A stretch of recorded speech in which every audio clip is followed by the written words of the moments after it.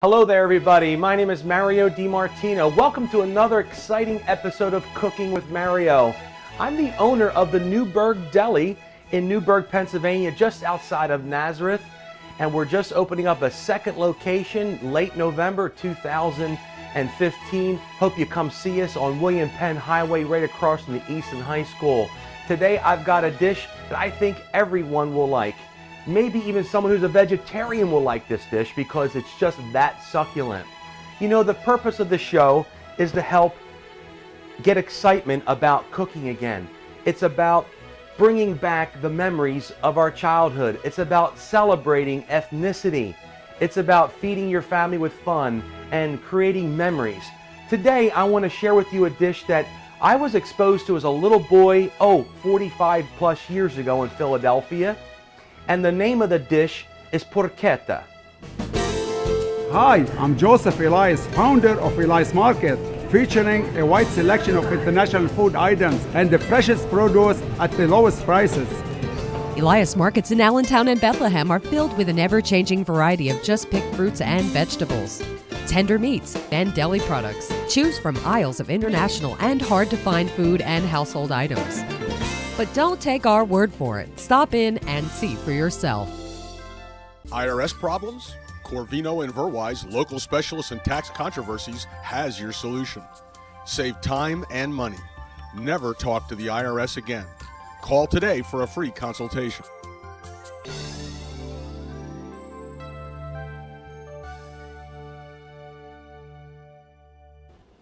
Porchetta, and it's basically a sandwich.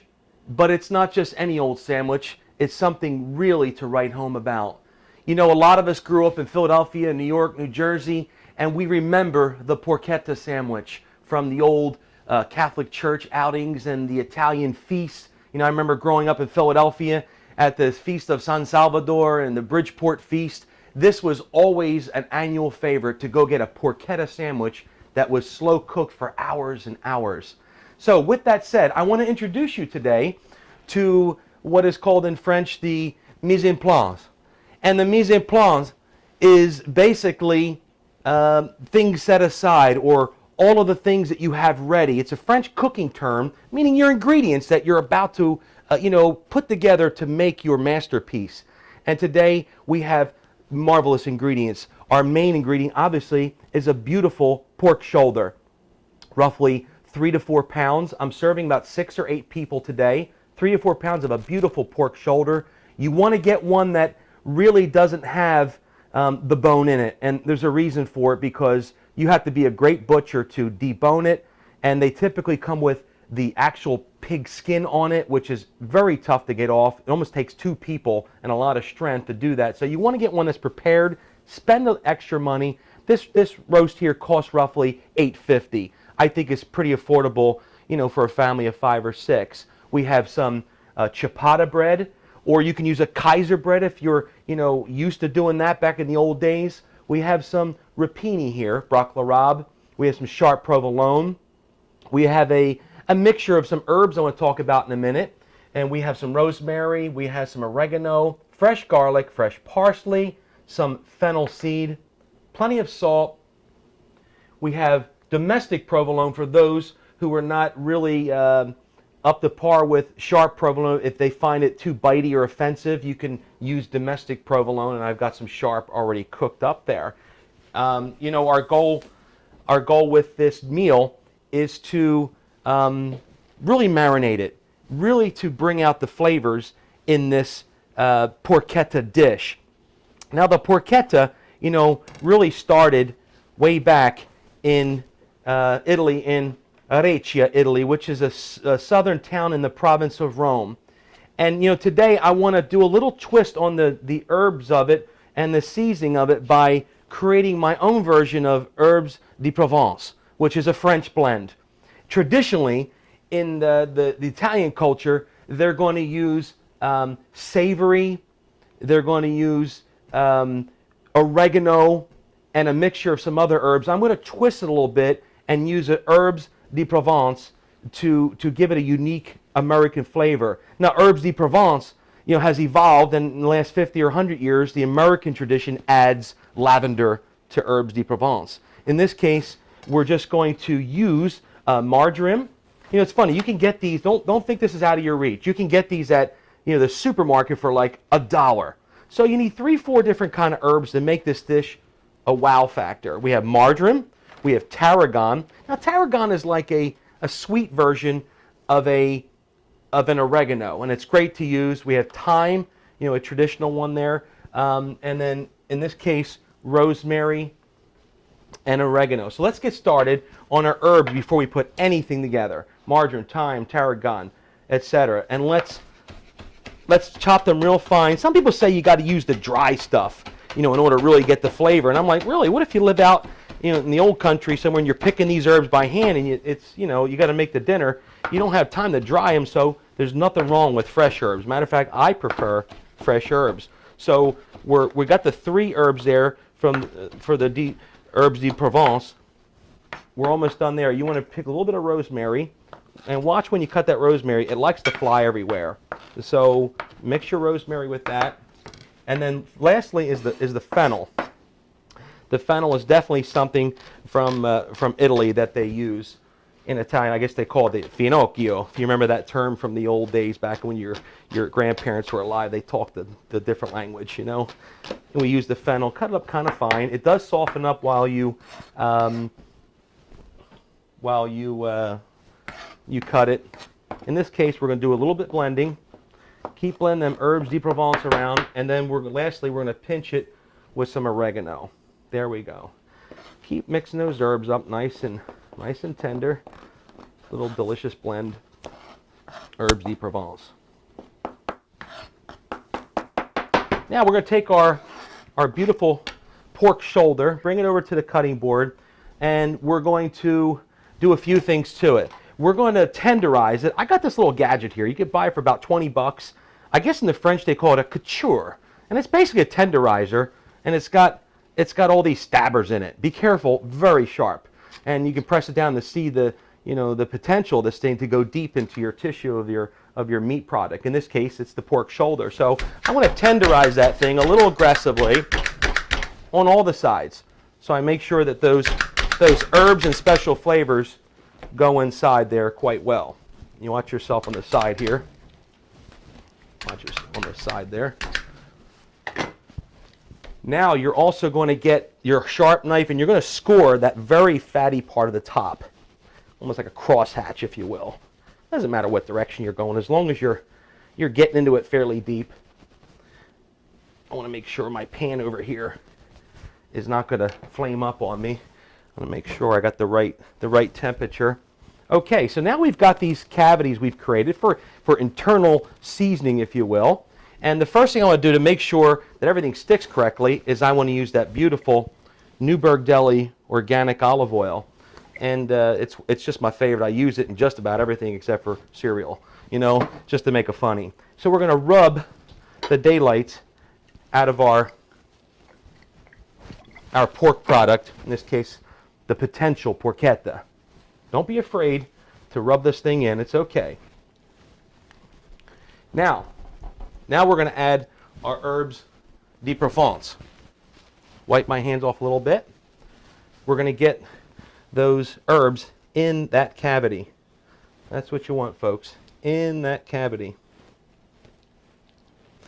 Take the excess, press it down, flip it around, light coating there.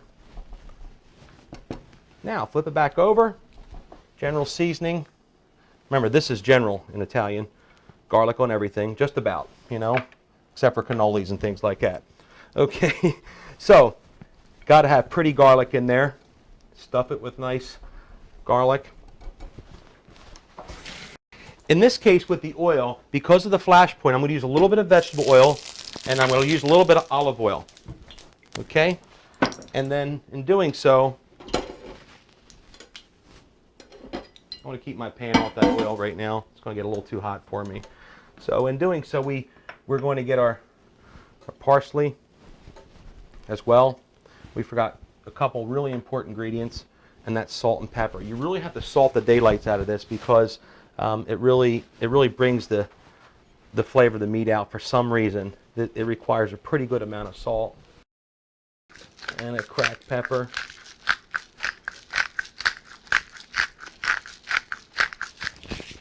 Remember, the meat has two sides, so you have to salt and pepper both sides. Okay, salt and pepper both sides. We're just about ready to put her into the searing process.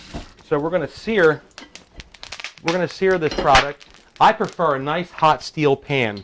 You know, I don't think you want anything else but a steel pan in this case. You know, you can just pick it up with your hands. There's nothing wrong with that as long as your hands are clean. You're going to go pork skin, shoulder, fat down first. That layer of fat, that's what you're looking for. Okay? And we're going to let that work a little bit. I don't really waste any of this stuff because it's expensive, and it's like, it's really part of your flavor. You don't want any wineness or anything like that. You don't need to complicate it too much. It's already got plenty of flavor. You know, this dish really brings back a lot of memories of the feast when we were kids and our grandmother. And I just want you to really give this meal a try. It's very hearty, and it's really not that bad for you. It's actually it's very lean. It's got a little bit of fat content to it. It's affordable. And what we're going to do is we're going to jazz this up a little bit, sort of South Philly style. You know, 100 years ago, the Italians of South Philly took it to another level. You know, they inherited this tradition from their ancestors from Rome, and then they jazzed up this product by using not only the pork and the porchetta and all this similar herbes de Provence, but they added sharp provolone to the sandwich and some broccoli arabe to the sandwich. And that really makes it unique and makes it American Italian. And I hope you'll try that. You know, it's a great way to get your kids to eat some vegetables if they're not big on greens. You get your vegetables, your protein, and you get your starch. And it's just an awesome product. We're pretty close to turning the other side here as she simmers away. You can move it around a little bit, get the sides up against the bulkhead so all your sides get seared.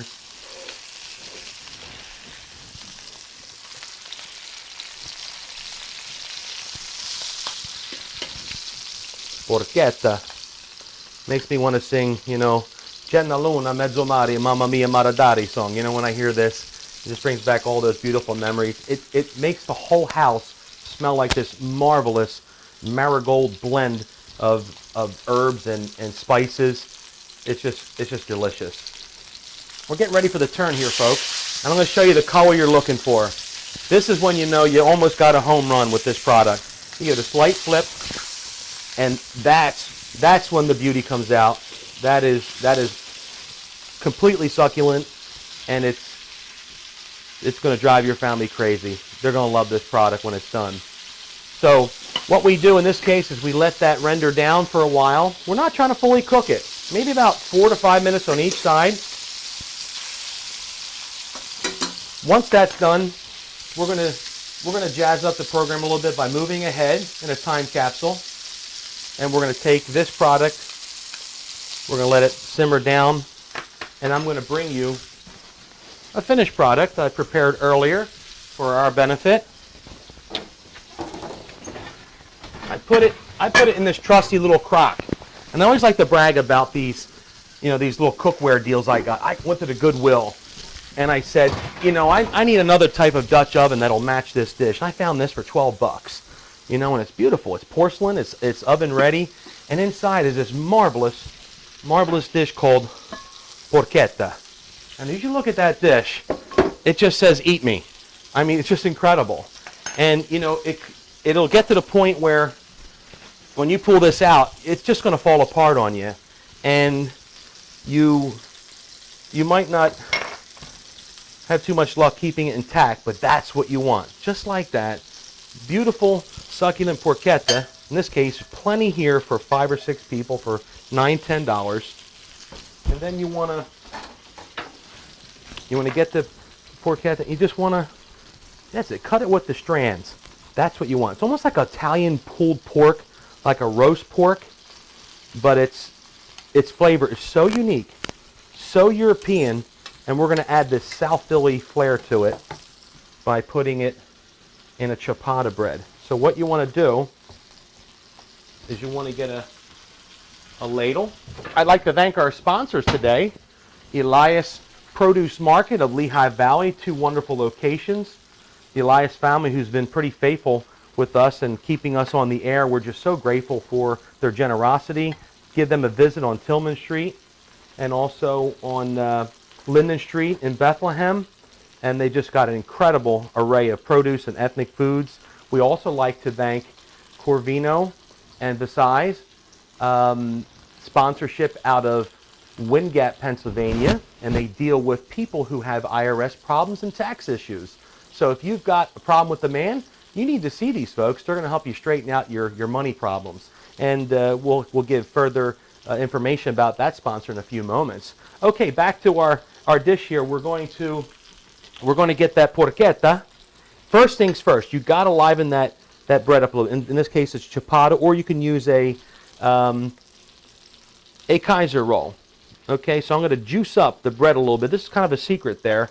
And then we're going to gingerly put some of the porchetta, sorry about that, roasted Italian pork, you know. Now our next step is to put the rapini on there, the broccoli rabe. This makes it real. You get this sandwich like down, remember years ago, you get down the Reading Terminal in Philadelphia or 9th Street and Washington down in Philly. You know, in this case, I'm going to put the sharp provolone on there like that. Make it really authentic Americano. You know, press it down nice. And then just to really jazz it up, have a nice long chili pepper on there. Nice long chili pepper. Put this pork back into the dish here. We're going to close the lid on that. And then we're going to cut that pork sandwich in half. I'm going to spread it out like this. And let people see the succulent aspect of that sandwich. It's really going to be a big seller. I'm really going to sell this at the deli, I think, because people have been asking about it, and I've just been longing to bring it back into, you know, existence here. And you know, I didn't invent it. We're just resurrecting stuff that people used to eat years ago, and they're not too familiar with it. So the younger generations can see a sandwich that goes back at least 100 years in South Philadelphia. You know, and I hope you've enjoyed this relatively simple meal, affordable.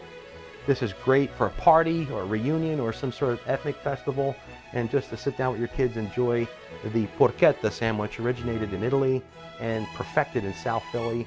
I'm Mario DiMartino with the Newburg Deli. I appreciate you watching my episode, and I hope you visit the deli sometime, and God bless you, and God bless America. I look forward to seeing you next time. You take care.